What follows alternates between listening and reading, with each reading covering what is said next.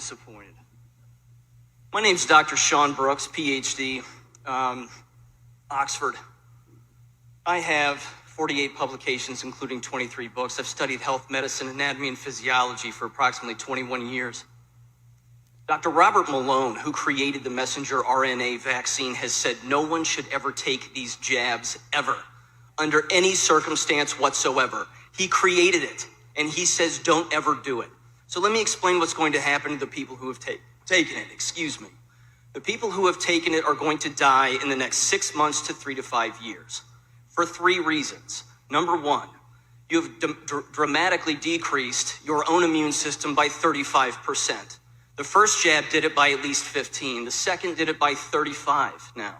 If you take any booster shot, that's it. You take a flu shot in the future, you will die.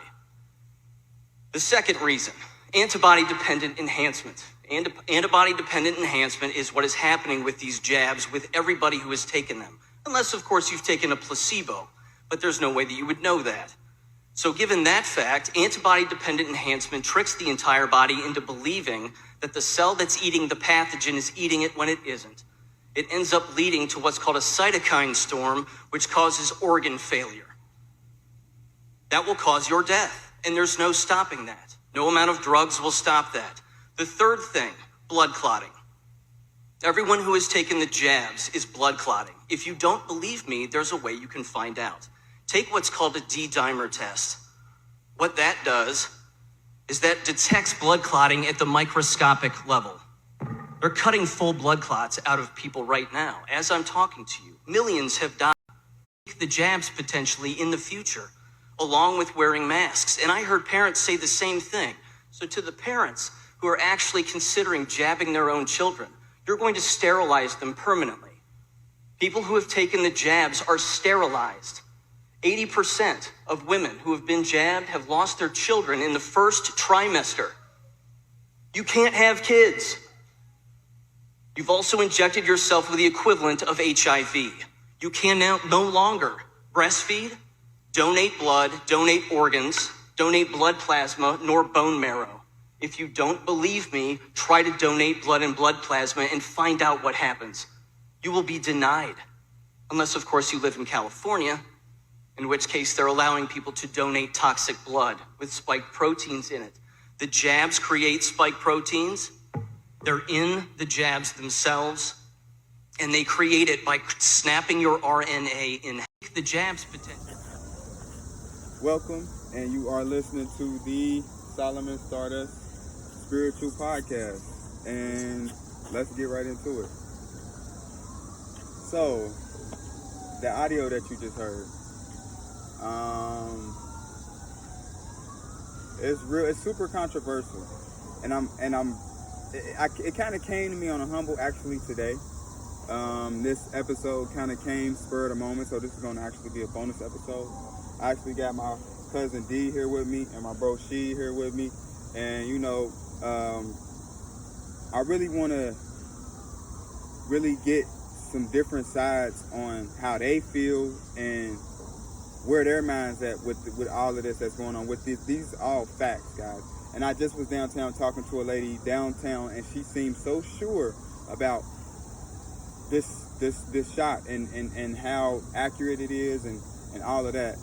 So with this audio that you heard, I'm gonna first ask my cousin who actually took 1 dose, but like I say, this is me we talking about. You know what I mean? And I know quite a few things. So I actually want to, first off, this whole thing is going to be about enlightening my people. You know what I mean? It's a whole bunch of stuff that we are unaware to. You know what I mean? I wish we was aware of this information before this. It's kind of funny that this information comes out after people is done rushed and then got the shot and they feel like, oh, they need it and they not understanding why things are, you know what I mean? So first I'm going to ask my cousin, how do you feel first hearing that information? How do you feel? Man, that shot was terrible. I recommend that shot. Hell no. Definitely hell no. Definitely. And I agree for the simple fact that a lot of people don't know what it is that you injected in everybody. I asked the lady. I flat out asked the lady, what is in the shot? She couldn't even tell me.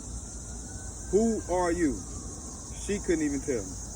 There are young girls, all of them, they had on stuff, they looked official. Young girls giving everybody this shot.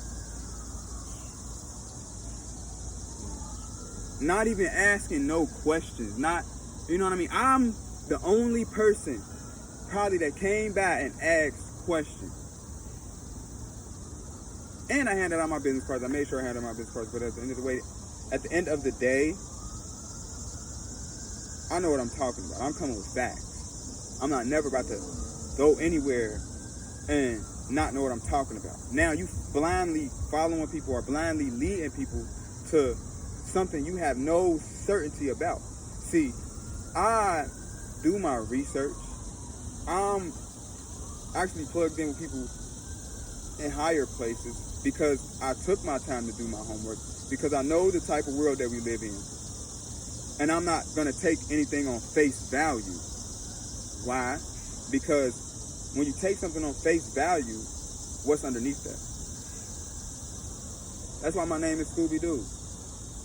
You know what I mean? My nickname is Scoobi Do because I understood that it's always something underneath whatever mask, whatever thing that whatever it is that you fear. Whatever it is that you fear, 9 times out of 10, it's a mask that's covering it up. It's a mask that's covering it up, and it's something under there that's probably not nowhere near what you worth being, being scared of. So it's like, in this world that we live in today, I honestly want us to get to a point to where you fear nothing. You're not just taking everything on face value. You're asking questions. You're curious. Yeah, curiosity probably killed the cat, but you're human. You see what I'm saying? That's the difference. Cat don't got the mind that we got. They don't got the skill, the gift, the gab that we have.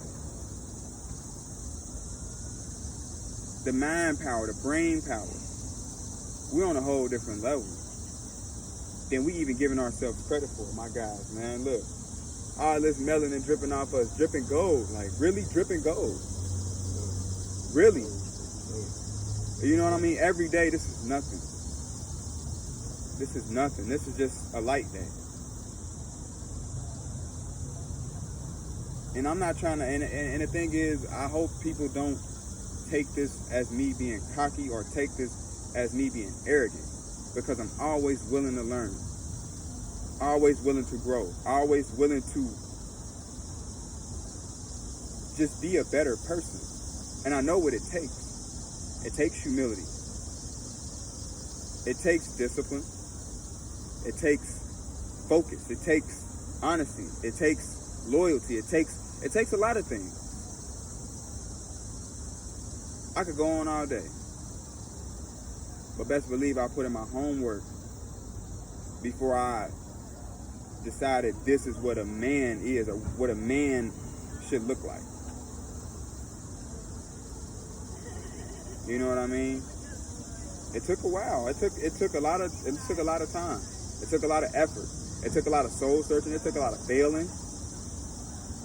But my guys, these guys right here, some of the guys that's really done been here since day one. And I'm missing a few because we all move around.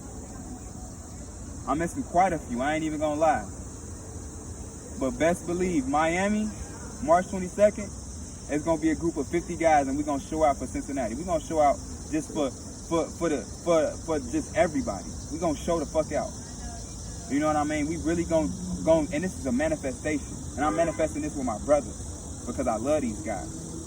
And this is on camera, this is on wax. So y'all got my word. You know what I mean? Y'all got my word. Thanks for listening to the Solomon Stardust Spiritual Podcast. Peace.